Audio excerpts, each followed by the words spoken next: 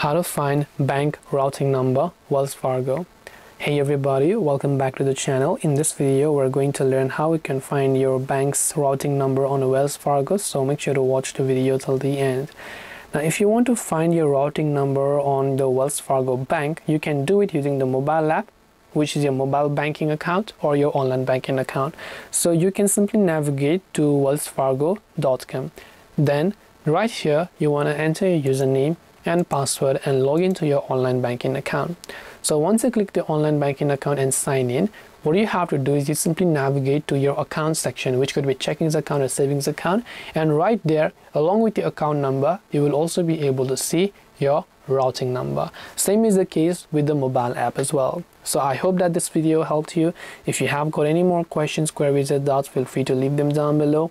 Thank you for watching till the very end of this tutorial, and as always, see you soon in the next video.